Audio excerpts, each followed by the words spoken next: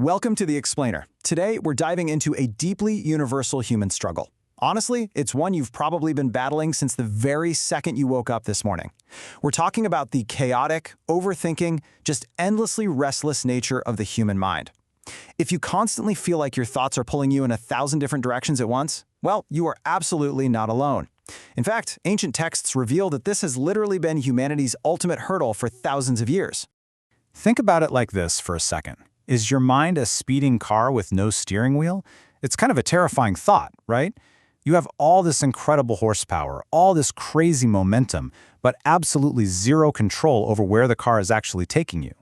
You're just reacting, moving insanely fast, and basically bracing for an inevitable crash. So in today's Explainer, we're going to break down some truly profound insights from the Bhagavad Gita and the Ramayana to figure out exactly why our minds operate like this runaway vehicle, and way more importantly, how we can finally grab the steering wheel.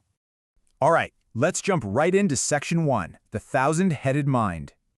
To really frame this up, the Bhagavad Gita gives us a perfectly accurate psychological diagnosis. Chapter 6, Shloka 34 says, "The mind is restless, turbulent, strong, and stubborn. Controlling it is very difficult." It compares it to controlling the wind. I mean, it's literally like trying to tie a rope around a hurricane. It just completely validates exactly what we all experience when we sit down to try and focus, only to end up totally lost in a sea of random anxieties 10 seconds later.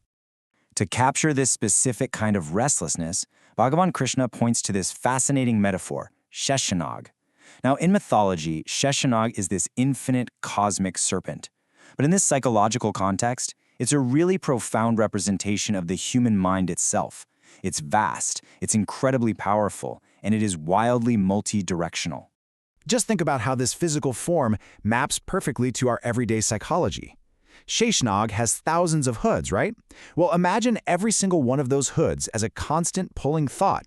One hood is a sudden desire, another is a lingering fear about tomorrow, another is a flash of anger from 5 years ago, an impulse, a distraction. When the mind turns outward, all these thousands of hoods are reacting at the exact same time. No wonder we're so exhausted by the end of the day. Our energy is just being split in 1,000 different directions. And when this undirected mind looks outward, it basically bounces between two specific states. First, you've got rajas. This is highly action-oriented. It's filled with endless desires and this frantic, itching need to just do something. The other state is tamas. This is a heavy, negative energy. It's deeply rooted in fear, anger, or even this toxic kind of inactivity. So you're essentially trapped on a pendulum, constantly swinging between frantic chaos and heavy, draining negativity. So, what's the solution? Let's move on to Section 2, giving the mind an aim. If the mind is this chaotic, thousand-headed serpent, how on earth do we tame it? Well, the Ramayana offers an absolutely brilliant answer. The text reveals that Sheshanag actually incarnated as the character Lakshmana. But, and this is the cool part, look closely at the name itself. Laksh means aim or goal. Man means mind. So Lakshmana literally translates to a mind that has been given an aim. This is a massive psychological shift. The wild, unpredictable serpent completely transforms into a disciplined, loyal servant the very moment it gets a singular purpose. You see, an aimless mind is just directionless action. But when you find a purpose, when you actually align with Dharma, or your highest truth, your mind suddenly becomes incredibly sharp and focused.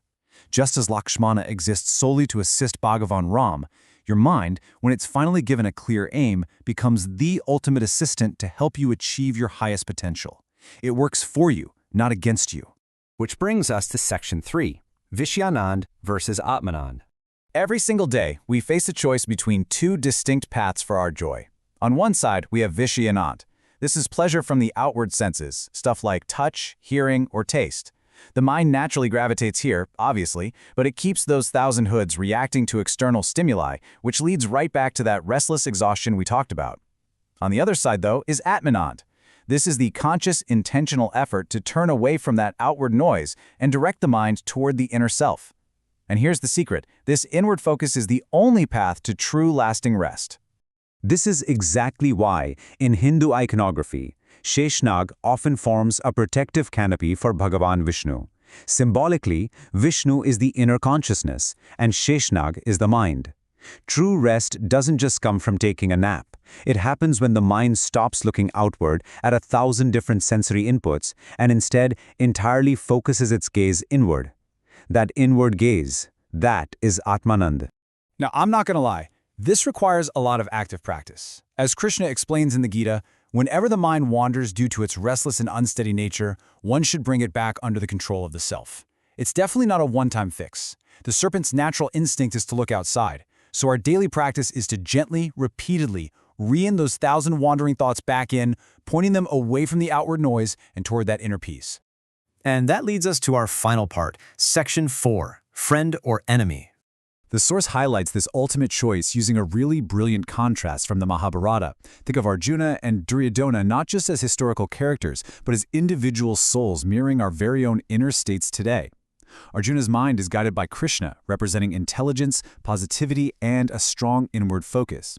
On the flip side, Duryodhana's mind is guided by Shakuni, representing the outward mind, completely full of chaotic action, hatred, and negativity. Their drastically different outcomes in life are entirely based on what they allowed to guide their inner thoughts. And that gives us our definitive bottom line, straight from the Gita.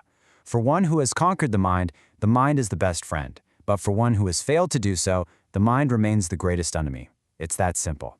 If your internal Sheshnag is directed inward, it becomes your protector. But if it's left uncontrolled, just endlessly reacting to the outside world, it will become your greatest obstacle.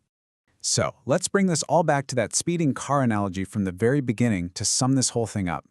State 1 is the undirected mind. This is all speed, all action, and pure negativity.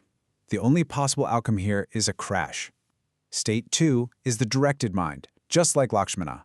It actually has an aim and an objective, which means the car can finally reach its destination. And finally, State 3 is the surrendered mind. When your mind is fully guided by your inner truth and consciousness, the ride isn't just safe anymore. It becomes this incredibly smooth, effortless journey. So, I want to leave you with one final provocative question to think about for the rest of your day. Where are your 1,000 thoughts looking right now?